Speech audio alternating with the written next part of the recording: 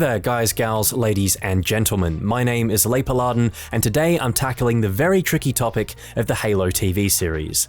I should preface all this by saying that despite the general consensus from fans being that it wasn't that great, I didn't mind certain aspects of the show. The action sequences were well done for the most part, especially episode 5's. Natasha McElhone's performance as Dr. Halsey was great, Jen Taylor is always fantastic as Cortana, and I think Kwan's storyline was easily the best part of the show.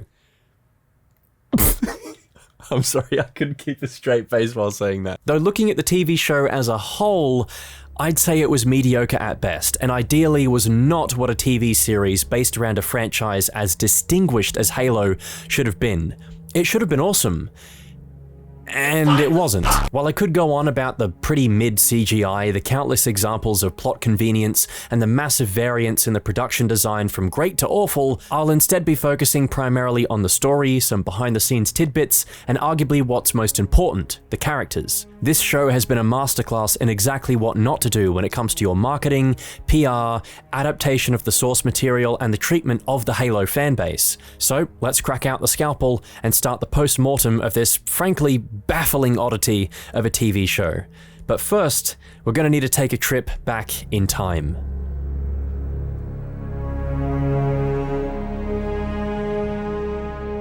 2013 was a tricky time for 343 Industries. Coming off the back of the divisive, albeit commercially successful Halo 4, they quickly went about the mountainous task of branching the Halo brand out to better fit with an Xbox's planned future that Don Mattrick was spearheading. A future that was less about games and more about TV, watch TV, TV remote, TV experience, TV,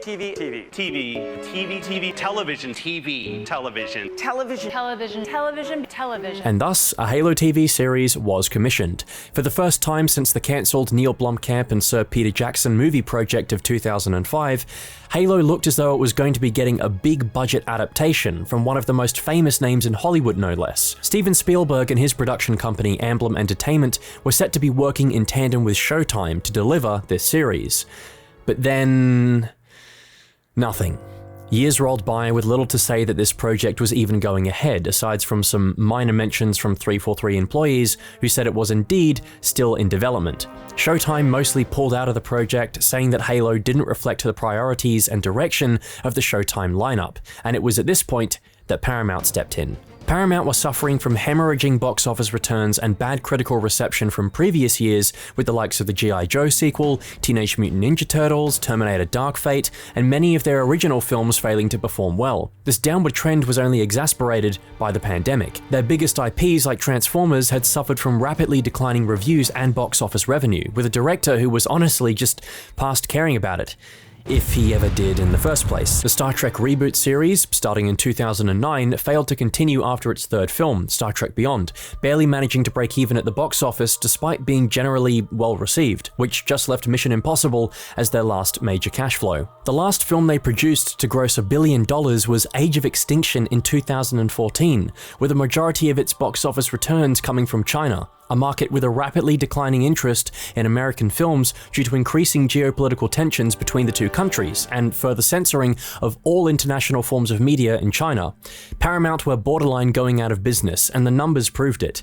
But they had one last card to play, a streaming service. And it worked for Disney, it worked for Apple, it worked for Warner Brothers, hell, why couldn't it work for them as well? Paramount was scrounging together whatever IPs it could to form the basis of their streaming service, shared across Amazon Prime, hopping on the same trend as every other major production and telecommunications company in the world. A last-ditch effort to pull themselves out of the financial landslide and hopefully make themselves relevant again. And Halo was an unwilling accomplice to this streaming catastrophe. Paramount saw their potential in a big name like Halo with a passionate fanbase to boot. They probably thought it could be their Star Wars. Notably, The Mandalorian, which was a smash hit for Disney+, released in 2019, which follows a bounty hunter of little words in armor who rarely shows his face and has a job shooting aliens. Sounds kinda similar, hey?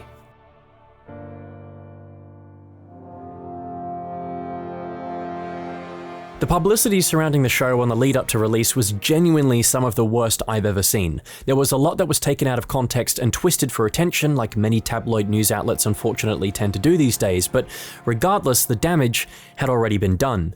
I'm of course talking about this. The Halo TV show creators didn't look at the games. Every man and his dog saw this article and others like it. My dad, who has next to no idea about Halo, hasn't played the games and wasn't interested in the show either, saw these articles and immediately thought that the creative team behind it had no clue what they were doing. It's a bit like trying to make a movie adaptation of a book with a vague understanding of the characters, the plot, but otherwise you've never actually sat through and read the whole thing. Just, hypothetical here. Can you imagine if the writer or the director of the Harry Potter films came out and said, "Yes, actually, I've never read the books that the film I'm making is based on"?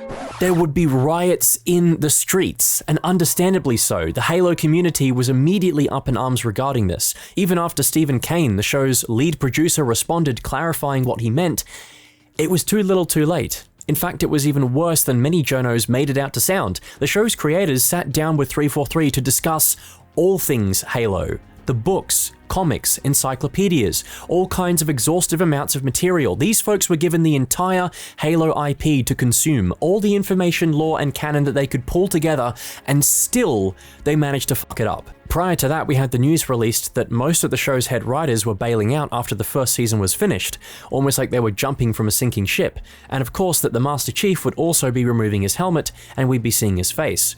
This isn't something that's new to Halo by any stretch of the imagination. We've seen Chief's face teased and even outright shown to us in his younger years, but it added fuel to the fire and helped to perpetuate this idea that the show wasn't made for fans. The Halo TV series doesn't seem to know who its audience is. It's at odds with the fanbase of the games and expanded material, as it takes place in an entirely different timeline than the one everything has happened in during the last 20 years, and it seems to want to distance itself from what we know is Halo as much as it can. It contradicts and changes established guidelines and unspoken rules within Halo's continuity, like showing Chief's face, having a human within the ranks of the Covenant, or not making Forerunner tech respond to all humans, and misunderstands its characters or needlessly changes them. Blue team from Wish.com, anyone? The argument brought up by many is that you should switch off and not think about the games or the original timeline when watching the show, that this isn't the Master Chief from the games, or to take the show at face value for what it is and not what it isn't. Human beings tend to not think about something, if you get what I mean. Like if I said to you, don't think about a big pink elephant, what did you just do? You thought about a big pink elephant. When I see that Halo logo at the start of an episode, or Chief in his armor, or another iconic and recognizable aspect of Halo's brand identity, of course I'm going to think about the games. Of course I'm going to think about the novels and the years worth of time I've invested into the franchise. It's not hard to understand why some fans struggled to disassociate themselves from the Halo they've grown accustomed to knowing and what its foundational qualities are, compared to the new TV show that flips a lot of the franchise's fundamentals upside down. On the other hand, you have the fresh faces, the new audience who their first experience with Halo might be this TV series. 343 have notably been pushing to try and get Halo out there for a broader audience, and this is probably one such way of accomplishing that. However, I'm not sure how successful they were in that regard either. The Halo TV show has seen mixed reaction online, with a middling audience score on IMDb, Rotten Tomatoes, and Metacritic. If the fans on the internet are complaining about this series and saying that it's not good, the people who are on the fence or are researching into Halo, if they see these reactions and these reviews and they're not positive, it's probably going to make up their minds for them and they're not going to bother watching it. Not saying that an online internet rating is completely indicative of the quality of a product, but they do paint a picture, and that picture is one of notable divisiveness. And that divisiveness was no more evident than with its protagonist. The Halo TV series is essentially an amalgamation of 343's greatest hits, or misses depending on how you look at it, especially when it comes to its handling of Master Chief. In Halo 4, 343's first entry to the Halo series, we got a first look at the Chief in a more vulnerable setting, depicting his character as a fish out of water, trying to deal with the slow, agonizing death of his closest and, as far as he's aware at that moment, only remaining friend, Cortana. Halo 4, to me at least, felt like a natural continuation of the character development that Chief underwent during Bungie's original trilogy of games, going from a stoic, badass Clint Eastwood type to coming out of his shell a little more by the time of Halo 3, showing his commitment to something other than just the mission at hand, risking life and limb for Cortana. Chief's character, however, is his lack of character. He's an indoctrinated child put through a regimented life that shaped him into the perfect killing machine for war, and he's partnered with another machine built for war. Cortana and Chief have common ground to base their relationship off of, and the two grow throughout the course of the games. However, the irony is in the fact that despite being an AI, Cortana is closer to being human than the Chief is, which Chief eventually realizes by the end of Halo 4, and is a lesson he carries through with him to the later games like Infinite. We all fail. We all make mistakes. There's no way that Chief from Combat Evolved would console a random Marine, or anyone for that matter, when they're at their lowest moment like he does here. This is character development. For a lot of people though, the transition from Halo 3 to 4 was still jarring. So imagine how fans felt when Chief went from this to this. Nuts, bolts, microchips. That was a joke. In the space of about 15 to 20 minutes in the TV show. The Chief of the Silver Timeline is barely given any time to develop as his own character, turning on a dime from ruthless killing machine to suddenly having starry eyes for an insurrectionist he met maybe 20 minutes ago, all because he touched a glowing triangle. Instead of doing all the legwork that Halo 4 did and giving us a plausible reason for Chief to feel more human along with the groundwork set up by Bungie's trilogy, he just touches the plot device that can seemingly do anything the show needs it to, which has still not been explained, I might add. It feels like we needed another episode or two before the first one that sets up how Chief normally is and how he usually acts before we put him in an emotionally compromised situation where he feels going rogue is necessary. It's not character development, it's plot convenience. It's the exact same trap that Halo 5 fell into. Despite having the groundwork there with Cortana's death from Halo 4, it's just too rushed. It happens too early in the game and too fast for it to come off as genuine. Basically, you went full Brian Reed, man. Never go full Brian Reed. This version of Chief is touted like the ones from the games, like we all know how much of a legend he is. And sure, if you're a longtime fan of Halo, you can kind of make that connection. Until you realize that this isn't the Chief from the games. We don't know what kind of missions he's been on, we don't know what he's been through or what he's like, because he's an entirely different character. He's talked about as a massive hero and the savior of humanity time after time by characters like Halsey. Bruh, how is he the savior of humanity? Show me how. Don't tell me. At least give me more than Chief failing to save a colony of rebels. That's not very heroic. And for people who are new to Halo and don't get who Master Chief is and haven't got that prior understanding that comes from the games and novels, he's just going to come off as a whiny arsehole, which is what he is for a majority of the show. The show is at odds with itself again. It can't cater to existing Halo fans because this version of Chief isn't our Chief. He's not the same character.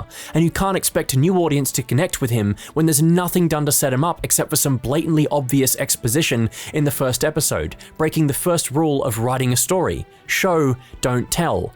At least in the games, we see Chief's heroic actions firsthand while playing as him. We see him destroying Halo, we see him giving the Covenant back their bomb, we see him finishing the fight.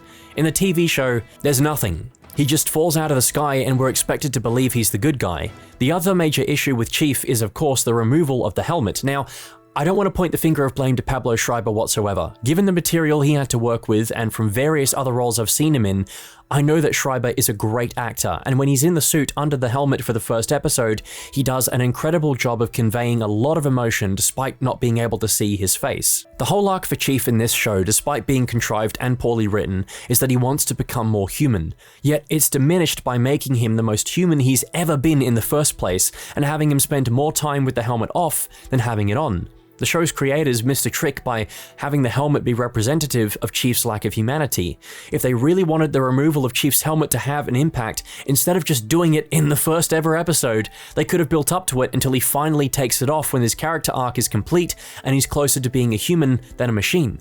Which is exactly what one of the directors of the show said in an interview. Even the people who were making the show had a problem with this idea. It seems to actively try and keep Chief's helmet off, almost like they're afraid to have the main character be covered up for the entire runtime. Yet we've seen plenty of examples of masked characters who were able to convey so much emotion without seeing their faces. Darth Vader, Din Djarin from The Mandalorian, all kinds of masked killers like Michael Myers, Jason Voorhees, the Predator or Xenomorph from Alien, and hell, even Chief in the games. We can't get an uninterrupted scene with Chief's helmet on without cutting to some bad Iron Man-like interior shot. I honestly think it's more of an insult to Pablo Schreiber's acting abilities that the show's creators didn't trust him enough to convey the full range of feelings that a character like Chief needs to in his movements and expressions without showing his face at every damn opportunity. The face is a very important part of expressing emotions, but it's not the only part. Body language is just as important, and some of those examples I mentioned earlier, like Darth Vader and others, are a testament to that. Even in the show, we see examples of other Spartans, like Riz and Vanek, showing their inner conflict underneath the armor. The other major issue with Chief's character is how the series ends off with him. The first season goes to the trouble of humanizing Chief through some pretty questionable means, like having sex with a prisoner of war, which I'm pretty sure is a jailable offense, and threatening to assault an unarmored woman.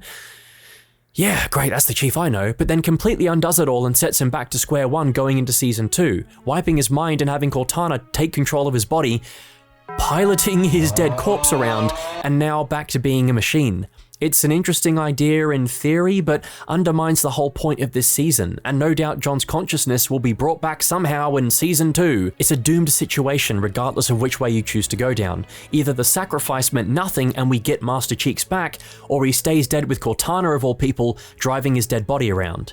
An argument I've seen brought up a lot, and I think this might have been in Installation 00's video, was the Batman point. There have been near countless versions of iconic characters like Batman over the years. There's not really a definitive version of that character, because he's undergone so many iterations in comics and films, etc., and as such, no one bats, pun intended, an eye to those changes. So why can't we get the same for Master Chief? Why can't this just be another interpretation of him?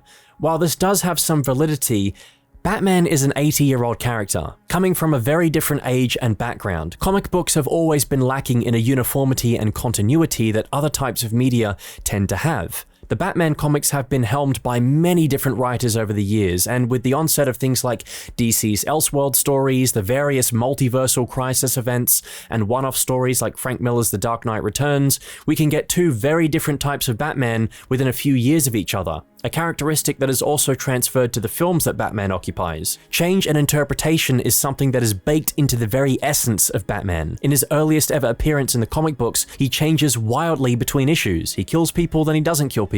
One issue he looks like this, and barely a year later, he looks like this. Batman is such a wildly successful character because it's just been accepted by the culture at this point that he will always be around in some form or another, because we've had 8 decades of the character being handled differently by different people with unique creative visions. Comparatively, the Master Chief has been around for 20 years and has only ever been portrayed within the same universe and timeline as the games, with a few minor exceptions, but even then there's a uniformity in how he's depicted, and a great deal has been done to try and keep his character consistent throughout these different mediums, with the games taking priority over things like comics and novels. Chief isn't as flexible as a character as Batman either, simply because he isn't the same type of character. Batman has primarily been written from a third-person perspective. He is his own character. He's Bruce Wayne, billionaire, orphan, and vigilante, and while people can connect with the character, they'll never be the character, and that's just the nature of comic books and films.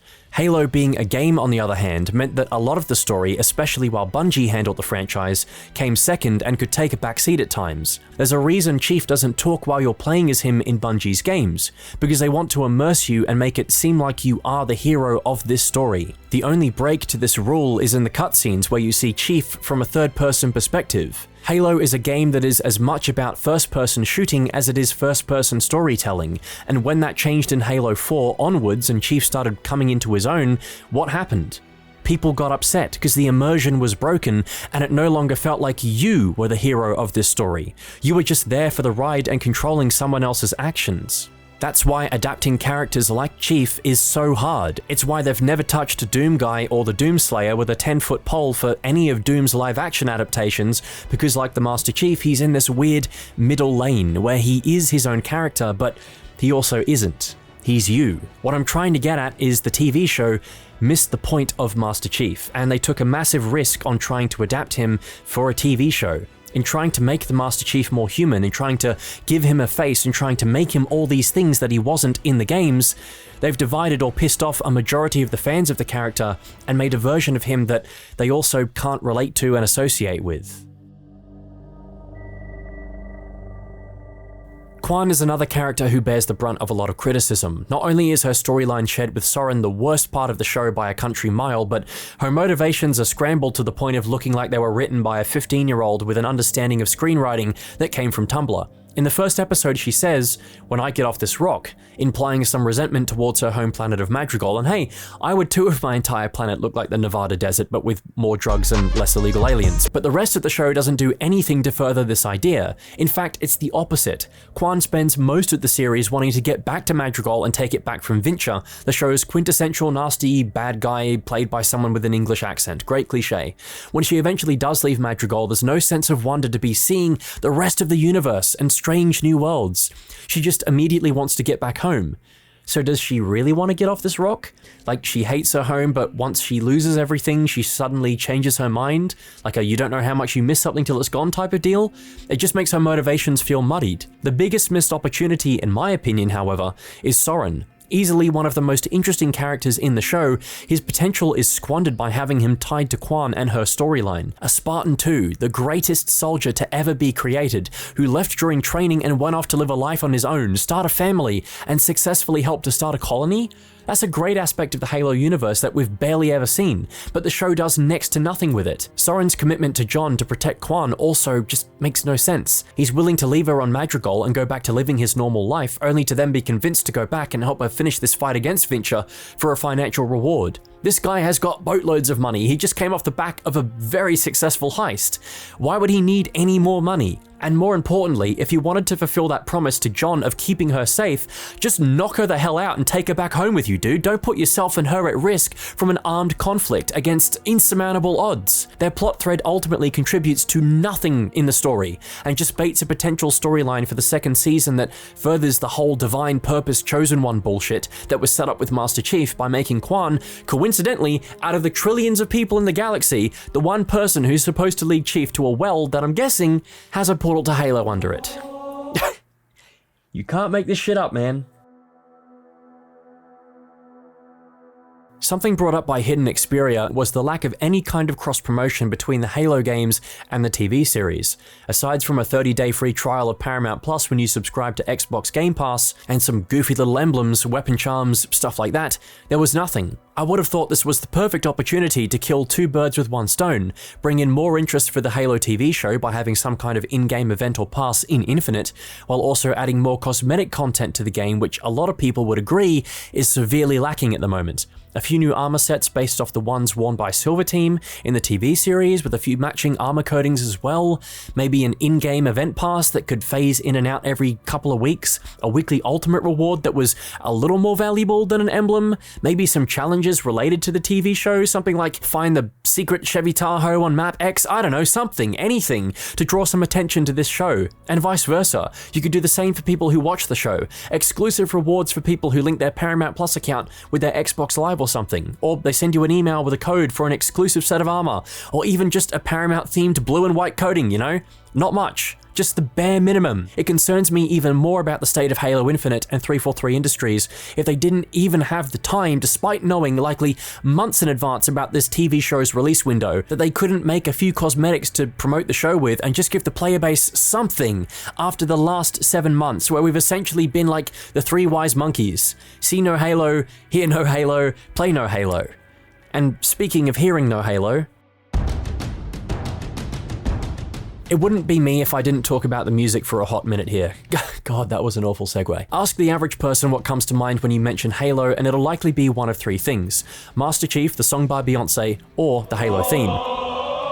Thankfully, that recognizable Gregorian monk chant is used in the TV series. We even get a little tidbit of the rest of the theme in the final episode, but otherwise, that's it. Unfortunately, the composer for the series, Sean Callery, was directed to not try and replicate the music that came before. We use the themes, from the game occasionally. I actually used them more than they wanted at first because they wanted the show to have its own definition. A massive part of Halo, its personality and its atmosphere, is the music. Video essay here if you want to know a bit more about that, but it's as big a part of selling this mysterious and hostile futuristic universe as the graphics and art design. The soundtracks composed by Marty O'Donnell and Michael Salvatore for the Halo games made under Bungie have left such a massive mark on the franchise that when 343 attempted to move away from that style in Halos 4 and 5, it resulted in so so much backlash that they had to revert it back to something similar for Halo Infinite. There's a reason that people have been clamoring for Marty to come back and do music for Halo ever since he left. Now, while I understand there have been some legal difficulties between Marty, Michael, and Microsoft concerning their work for the Halo series,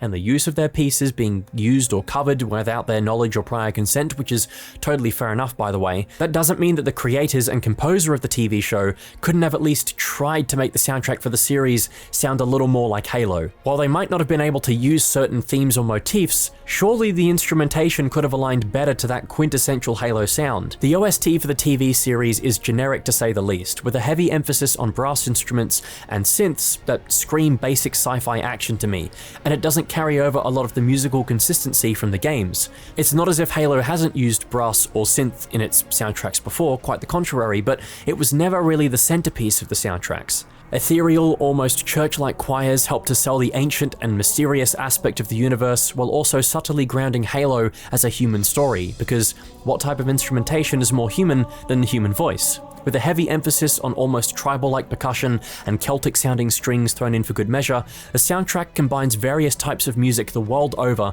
while mixing in elements of what was at the time more contemporary synth to help sell the wonder that we feel from exploring the many futuristic and technological marvels that we encounter throughout the course of the games. Like the gravity lift sequence from the Truth and Reconciliation, along with its purple holographic lit corridors, or the neon hallways and jagged shiny metal architecture of the Forerunners and their ancient constructs. Halo Infinite is a good example of managing to capture that same kind of feeling that Marty and Michael pioneered while doing something different. Take Gabrakan Escape, for example, one of my favorites from Infinite soundtrack. It incorporates the memorable percussive beat from the Halo theme and the ascending staccato strings, choir, and even a familiar piano from Halo 3, but adds in new motifs that are unique to Infinite soundtrack like the Banished and Escherum's theme.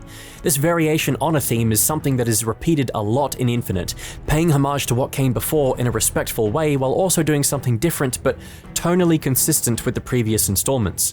Halo has always had great themes and motifs for the characters and factions too. The Last Spartan or 117 for Master Chief.